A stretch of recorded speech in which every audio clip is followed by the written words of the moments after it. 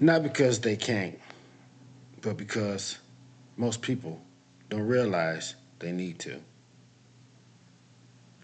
Peace and love, family, friends. My name is Leon Wheeler Jr., and this is Master Making Emotion, where I'm learning how to master myself, and I'm teaching it while I learn it. Today, we're going to talk about why most people never master themselves. Wow, this is a real deep situation, something that I've been going through for quite a while. I wrote a book. The book was basically laid out for individuals, myself most first and foremost. But I was writing it for the brothers, but to learn how to master themselves. And the book is called Code and Ethics for Up and Coming Players. That book made me realize that down the line, years later, that I hadn't applied myself across the board, that I hadn't lived up to the expectations that I phantom in my imagination that I wrote about in my book. With that said, I have to, I want to let you all know that we are some extraordinary people, very gifted, talented. We've been through hell. And even though we've had such a hard time in this society, uh, we're still here. We're still maintaining. We're still surviving. Unfortunately, surviving isn't the cure all for a great people. We deserve more. Uh, we have to demand more of ourselves. My next door neighbor once told me, he suggested that he was giving up the game to his children. There's a possibility that somebody may have been in the restroom when the memo was being passed out. So they missed that part of the teaching because they was preoccupied. And I believe that's true of a lot of us. A lot of times we missed the memo. We didn't attend the meeting that we needed to, the meeting that would encourage us and inspire us to step our game up. But again, I say that we are some extraordinary individuals, you know, even under the circumstances. And the moment that we realize that we have the potential to raise above our current situations, once we realize that, we often run it. You know, it's a beautiful thing. You know, I'm 100% sure that the brainwashing, the indoctrination that was laid down on us cost us so much pain and heartache. You know, it set us back. You know, the great Carter G. Woodson said in The Miseducation of the Negro, I think in 1930 he wrote the book. He used an analogy about once you train a human being, once you program a human being to act in a certain way, after you've done that, you can leave them be, and there will continue to perpetuate that mindset. And I think that's what happened to us. We were brainwashed. We were told that we were less than, and you know, we bought into that. You know, it was forced on us, and we perpetuated it, and we taught that to our children, and we continuously to do so. Even the exceptional human beings that tend to rise above that mindset, they're still stagnated. I mean, how much further they would be had they not suffered from that form of indoctrination of someone suppressing uh, their uh, their potentials, their capacity to be great, to be greater, to be who they are and who we are created to be, which is, in my opinion, the leaders of society. I think that once we get our stuff together, that we can help put the world back in its proper place. And until that, I think we're going to unfortunately suffer. And unfortunately, continuously to perpetuate that mindset. But again, we're great people. Now that I'm sure of.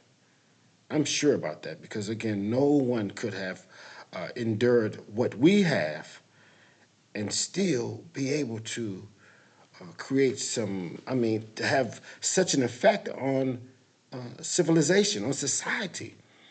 Unfortunately, some of the things that we're doing now aren't necessarily uplifting and the greatest to talk about, but we still are striving. And that's I guess, uh, remarkable to me. That's beyond, I mean, imagination, beyond the. It's just it's it's definitely a gift. We're blessed. But the great Marcus Garvey said, "Up, up, you mighty race, accomplish what you will." And there's so much that we can accomplish. There's so much that we have to do. We have to do because on some level, I believe it's our duty. It's our job. I think it's incumbent upon us to rise, to become the architects, the leaders, the example, and to teach it, and to believe that we can, we should. It's in our makeup.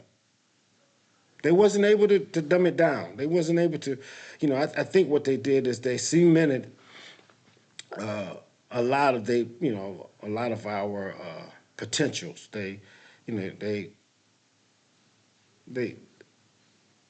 programmed us. They gave us, bold perceptions of ourselves. But because it was so strong and so prevalent, so real in our makeup, they couldn't totally suffocate it. I mean, they did a great job, but it was in all our fibers. So you couldn't totally just annihilate it. You quiet it. You silence it. They silenced it very much so. But it still resonated. It still lived inside of us. But we lost our way. We lost our way. We lost the faith uh, that was our right, our birthright. We lost it, unfortunately. And how that came about is really neither here or there. What's important is finding the way to flip the script, you know, put the train back on the tracks, turn the boat around, turn the ship around. It's time for us to do what's necessary, do what we must do, what's inside of us to do, what we know we're capable of doing on a subtle level. It's buried deep, but it's there. That's why we're still here. They haven't been able to snuff us out because you're great. You just have to remember, reconnect to that essence, to that source of greatness and goodness that resides in us. We need to dig it up. We need to chisel through the bricks. And that's what I've been doing here lately. I have grown tremendously within the last few weeks because I've been digging down deep, searching out, finding that which give me power, to give me peace that I need for my spirit, my soul. And I share it. I'm sharing it with you each and every step of the way. That's the purpose. That's my goal for us to grow together in this thing we call life. This drama, this saga. I like to call it God's script, his his manuscript, his movie, we're here to play different roles to obtain a great goal, and that's to become the best that we can possibly find in our imagination. So we haven't been able to find our way because uh, uh, we lost that. We lost that. We stopped realizing the need, the drastic need to turn the ship around, to do what's necessary, to do what we must do. And time isn't on our side. So for each and every individual who wants to do better, I invite you. I invite you to tag along. Let's walk this path together. Let's do what's necessary. Let's become the great kings and queens, the teachers, the parents, the fathers, the mothers, the sisters, the brothers, the great human beings that we are. It's in you. Up, up, you mighty race. Accomplish what you will. And this isn't to put ourselves on a platform. I mean, on a high platform, or put ourselves on the stage, or raise ourselves above anyone else. No, it's about raising yourself above where you were yesterday. And what's your goal? What is the end goal? Mine is to become a master in me. This is master making in motion, where I'm striving, I'm learning how to master me. And I'm teaching it while I learn it. This is for us. And if you're on a similar path, if you're motivated and inspired to reach higher goals in your life, to step up on the platform of excellence, to become the best that you can possibly fathom in your imagination, I say join me, walk with me, talk with me. Let's do this together. Because we are what we do. We are who we are. And what we do is just an indication of who we are. So I say, let's be the best that we can possibly be. Join me. Peace and love, family.